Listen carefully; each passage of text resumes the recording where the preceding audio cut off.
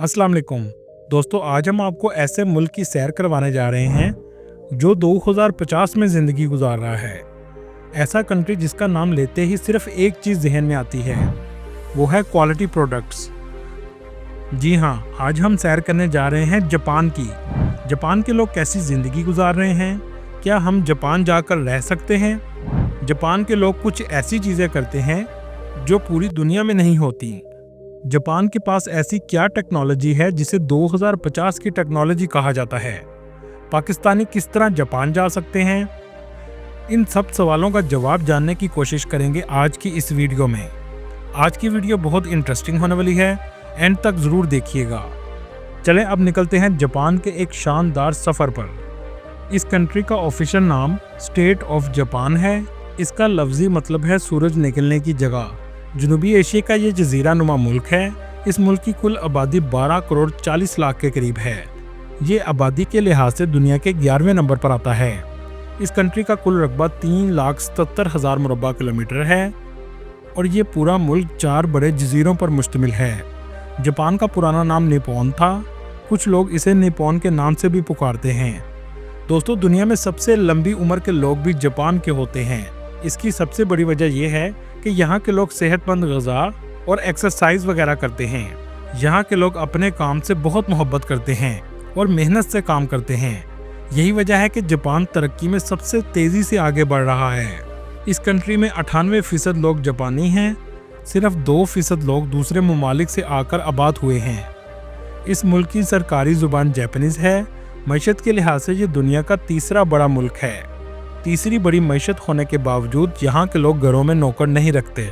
इस मुल्क का पासपोर्ट दुनिया के मजबूत तरीन पासपोर्ट में आता है, जिसमें ये 192 मुल्कों में बगैर वीज़ा सफ़र कर सकते हैं। एक रिपोर्ट के मुताबिक दुनिया में सबसे ज़्यादा काम करने वाले लोग भी जापान के हैं। यहाँ के लोग किसी के काम में टांग नहीं अड़ाते। जापानी लोग दुनिया भर में अपनी मुनफरद सकाफत, मेहनती रवैये और जदीद तर्ज की ज़िंदगी गुजारने वाले लोग समझे जाते हैं। दोस्तों, दूसरी जंग अजीम में ये मुल्क मुकम्मल तौर पर तबाह हो चुका था। तबाह होने के बावजूद ये दुनिया की तीसरी बड़ी मईशत बन चुका है। दुनिया में दिन का सबसे पहला आगाज़ भी जापान में होता है। सफाई के लिहाज से इन लोगों का जवाब ही नहीं। हर कोई कचरे को अपनी जगह पर फेंकता है। इनको गाड़ियों का किंग भी माना जाता है। जैसा कि आप जानते हैं, Toyota, Honda company, Suzuki company, ये तीनों कंपनी जापान की हैं। इनमें टोयोटा कंपनी एक साल में 30 मिलियन कार की प्रोडक्शन करती है और पूरी दुनिया को सेल करती है। खुदकुशी करने वालों में भी जापान सरे-फहरिस्त है। इसकी वजह ये बताई जाती है कि ये अपने काम में इस हद तक मसरूफ़ रहते हैं कि अपनी ज़िंदगी में इंटरटेनमेंट को मुकम्मल तौर पर ख़त्म कर देते हैं और डिप्रेशन में आकर खुदकुशी कर लेते हैं। यहाँ तक कि यहाँ की गवर्नमेंट ने खुदकुशी के लिए भी एक जगह मुख्तस की है। हुकूमत ने इस मसले को कम करने के लिए जगह जगह गेम्स लगा रखी हैं ताकि काम के साथ साथ लोग इंटरटेनमेंट भी अपनी ज़िंदगी में रखें। जापानी कौम ने साइंस और टेक्नोलॉजी में हैरत अंगेज़ तरक्की की है, जिसके बारे में आगे हम आपको वीडियो में बताएंगे, जिसे देखकर आप हैरान रह जाएंगे। दोस्तों, जापान के लोग ज़्यादातर सच बोलते हैं। आपको बहुत कम लोग झूठ बोलने वाले और धोखेबाज मिलेंगे। ये अपनी जिम्मेदारी खुद लेते हैं, कभी भी दूसरों पर जिम्मेदारी नहीं डालते। आज का काम आज ही करते हैं, कल पर नहीं डालते।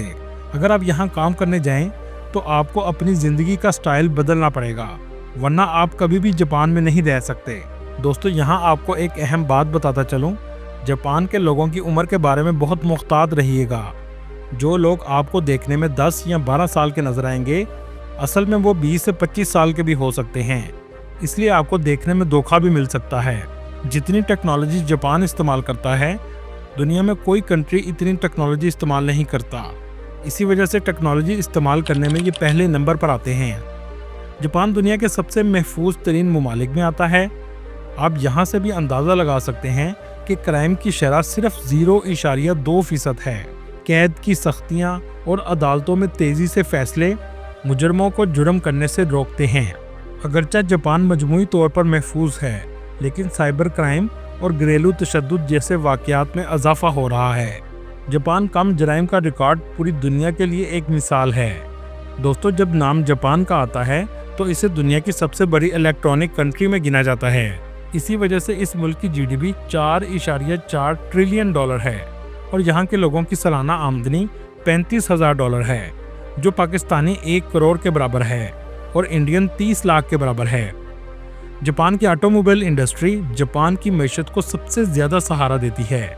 इसके अलावा बैंकिंग सेक्टर और टूरिज्म जापान की मैशत का अहम हिस्सा हैं। जापान का कैपिटल टोक्यो है, जो दुनिया के सबसे ज़्यादा आबादी वाले शहरों में आता है। टोक्यो में ज़िंदगी तेज़ और बहुत जदीद है। आपको हर वक्त लोगों का रश नज़र आएगा। यहाँ के लोगों का लाइफस्टाइल दुनिया में सबसे बेहतरीन माना जाता है। यहाँ अक्सर 90 साल से भी ज़्यादा उम्र के लोग सेहतमंद और चलते फिरते नजर आएंगे। टोक्यो सिटी की कुल आबादी 3.5 करोड़ के करीब है। यहाँ के रेस्टोरेंट पूरी दुनिया में सबसे ज़्यादा फेमस हैं और यहाँ के लोग खाने में सुशी के दीवाने हैं। हर दूसरा रेस्टोरेंट यहाँ आपको सुशी का नजर आएगा। टोक्यो के रेलवे स्टेशन में आपको सबसे ज़्यादा रश देखने को मिलेगा। कहा जाता है 30 लाख से भी ज़्यादा लोग रोज़ाना इस स्टेशन से सफ़र करते हैं। बात हो ट्रेन की, तो इसमें भी जापान दुनिया में पहले नंबर पर है। सबसे पहली बुलेट ट्रेन जापान में चलाई गई थी, जो 320 किलोमीटर फी घंटा की रफ्तार से चलती है, लेकिन इतनी स्मूथ है कि आप इतनी स्पीड में भी सफ़र करते हुए चाय पी सकते हैं। टोक्यो दुनिया के सबसे महंगे तरीन शहरों में आता है। यहाँ महंगाई बहुत ज़्यादा है। दोस्तों, यहाँ एक ऐसा स्क्वायर मौजूद है जहाँ 300 से भी ज़्यादा लोग ज़ेब्रा क्रॉसिंग क्रॉस करते हैं। इसे शुबाया क्रॉसिंग कहा जाता है। वैसे ये मंजर देखने टूरिस्ट बहुत ज़्यादा आते हैं। इस शहर की स्ट्रीट्स में भी आपको हर वक्त लोगों का रश नज़र आएगा। Restaurant, shopping centre, gaming centre हर जगह देखने को मिलेंगे। दोस्तों, यहाँ आपको एक बात बताता चलूँ, एक बार जापान की ट्रेन सिर्फ 1 मिनट लेट हुई थी तो पूरे ट्रेन डिपार्टमेंट में हंगामा मच गया था। दोस्तों, टोक्यो का सबसे फेमस एरिया शुबाया है। इस एरिया में वेंडिंग मशीन आपको बहुत ज़्यादा नज़र आएंगी। शॉपिंग के लिए भी लोग इस जगह बहुत ज़्यादा आते हैं। इस एरिया में बहुत से ऐसे इलेक्ट्रॉनिक स्टोर मौजूद हैं जो टैक्स फ्री हैं, जहां से सामान बहुत सस्ता मिल जाता है। इस एरिया को आप न्यूयॉर्क के टाइम स्क्वायर जैसा भी कह सकते हैं। काफ़ी हद तक इससे ये मिलता जुलता है। टेक्नोलॉजी का इस्तेमाल यहाँ बाथरूम में भी किया जाता है। ऐसे जदीद बाथरूम मौजूद हैं, आपको लगेगा जैसे आप 2050 में आ गए हों। हर चीज़ डिजिटल है। दोस्तों, क्या आपने कभी ट्रेन पटरी के नीचे चलते हुए देखी है? नहीं? तो चले मैं आपको दिखाता हूँ। ये है वो ट्रेन जिसकी पटरी ऊपर की तरफ है और ट्रेन नीचे ऐसे चल रही है जैसे आप किसी फ्यूचर में जा रहे हों। आप जब भी जाएं तो इस स्काई ट्रेन का सफ़र ज़रूर कीजिएगा। टोक्यो की दूसरी तरफ सबसे फेमस स्ट्रीट शिनजुका है। बुलंदो बाला इमारतें, हर तरफ शॉपिंग सेंटर आपको नज़र आएंगे। टोक्यो का रात का नज़ारा तो देखने लायक होता है। पूरी दुनिया में जापान की नाइट लाइफ बहुत फेमस है। ऐसे लगेगा जैसे दिन अब ही हुआ है। वर्ल्ड वार 2 के बाद जापान की बनी हुई चीज़ें दुनिया की सबसे नकम्मी चीज़ें समझी जाती थीं, लेकिन कुछ देर बाद क्वालिटी कंट्रोल सिस्टम शुरू हुआ और जापान की चीज़ों का म्यार बेहतर होना शुरू हो गया। इसमें इस हद तक बेहतरी आई कि सबसे बेहतरीन चीज़ आज जापान की समझी जाती है। इनकी करेंसी की बात करें तो इनकी करेंसी जापानीज़ येन है, जो पाकिस्तानी 2 रुपये के बराबर और इंडियन 0.98 रुपये के बराबर है। बचपन में आपने सेगा गेम तो ज़रूर खेली होंगी। इस गेम को भी जापान ने ही बनाया था। दोस्तों, इस कंट्री में टूरिस्ट बहुत ज़्यादा आते हैं। 2023 की रिपोर्ट के मुताबिक 20 मिलियन लोगों ने इसका विज़िट किया। ये ऐसा कंट्री है जहां आप कुदरती खूबसूरती, जदीद लाइफस्टाइल और तारीखी मकामात तीनों चीज़ें देखने को मिलती हैं। इसी वजह से ये कंट्री टूरिस्ट की सबसे ज़्यादा अट्रैक्शन की वजह है। दोस्तों, यहाँ आपको कैप्सूल हॉस्टल भी देखने को मिलते हैं। बहुत से टूरिस्ट इनमें स्टे करते हैं क्योंकि यहाँ रहाइश बहुत महंगी होती है और ये हॉस्टल्स बहुत सस्ते होते हैं।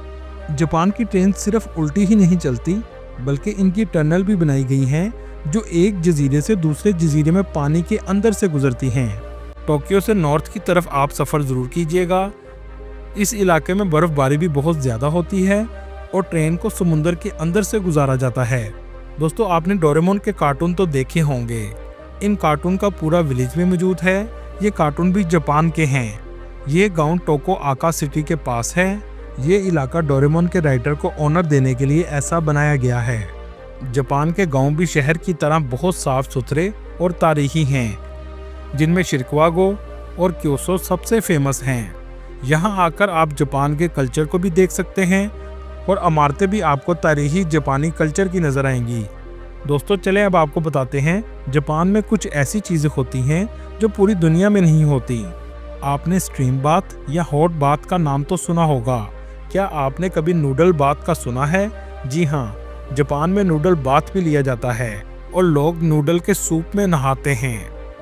पूरी दुनिया में रेस्टोरेंट में मेन्यू कार्ड दिया जाता है जिससे देखकर लोग खाना ऑर्डर करते हैं, जबकि जापान में जेली खाने बनाकर शोकस में लगाए जाते हैं ताकि लोगों को अट्रैक्ट किया जा सके। दोस्तों आपने किटकैट चॉकलेट तो खाई होगी, लेकिन जापान में इसके अजीबोगरीब किस्म के फ्लेवर खाने को आपको मिलेंगे जो दुनिया में कहीं नहीं मिलेंगे।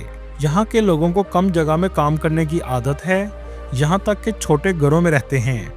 तरबूज गोल होता है और फ्रिज में ज़्यादा जगह लेता है।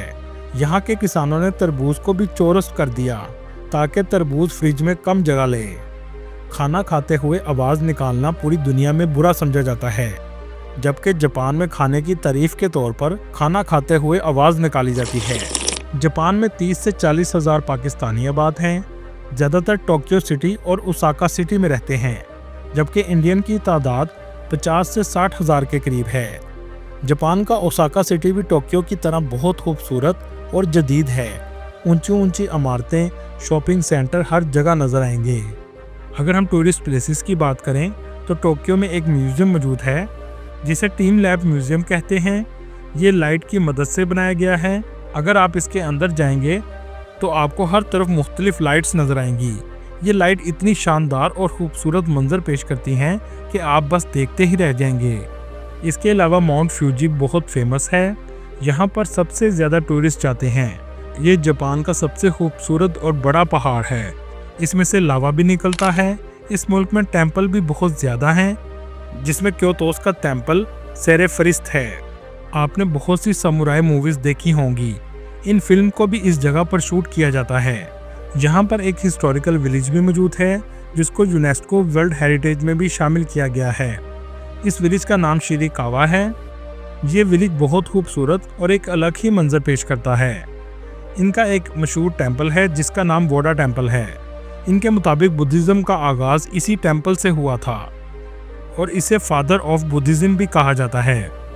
दोस्तों ओसाका कैसल का आप ज़रूर विज़िट करें, जिसका आर्किटेक्चर देखने से ताल्लुक़ रखता है। इस शहर का भी रात का मंजर बस आप देखते ही रह जाएंगे।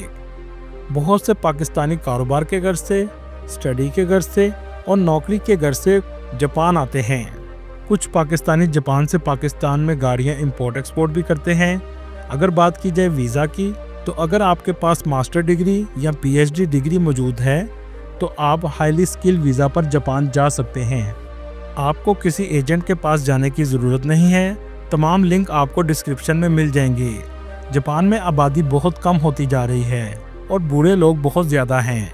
आपको जापान के लिए ज़रूर ट्राई करना चाहिए। वर्क वीज़ा पर भी आप जा सकते हैं, जिसमें प्लम्बर, नर्सिस, डॉक्टर्स, इंजीनियर्स और ओल्ड होम के लिए भी जॉब्स मौजूद हैं। वीज़ा अप्लाई करने का तरीका ये है कि आपको VFX ग्लोबल की वेबसाइट पर जाकर अप्लाई करना होता है। अपॉइंटमेंट 4 से 6 हफ्ते के बाद मिल जाती है और वीज़ा 8 से 10 दिन में लगकर आ जाता है। न्यू ईयर में लाखों की तादाद में लोग जापान में जाते हैं। वीज़े में सबसे अहम डॉक्यूमेंट स्टेटमेंट और जॉब लेटर है। जापान के वीज़ा की फ़ीस सिर्फ 9 यूरो है। इस वक्त पाकिस्तान में जापान की वीज़ा रेशो बहुत बेहतर हो चुकी है। दुनिया में सबसे पढ़े लिखे लोगों में भी जापान आता है, इसलिए इनकी तालीम की शरह 99% है। बेरोज़गारी 4% है। जापान के लोग सबसे ज़्यादा सी फूड पसंद करते हैं। सी फूड में जो डिश पसंद करते हैं इसे सुशी कहते हैं। सुशी एक ऐसी डिश है जिसे कच्ची मछली को सफ़ेद चावलों और सब्जियों के साथ खाया जाता है। ये आपको जापान के हर रेस्टोरेंट में नज़र आएगी। जापान की सबसे ज़्यादा फेमस वेंडिंग मशीन है जो जापान में लोगों का वक्त बचाती हैं। पूरे जापान में 50 लाख से भी ज़्यादा मशीन लगी हुई हैं। इनको रिटेल स्टोर की जगह पर लगाया गया है। खाने पीने की चीज़ें, हत्ता के कपड़ों के लिए भी वेंडिंग मशीन्स मौजूद हैं। इसमें एक कॉइन डलता है तो पलक झपकते ही चीज़ आपके हाथ में आ जाती है।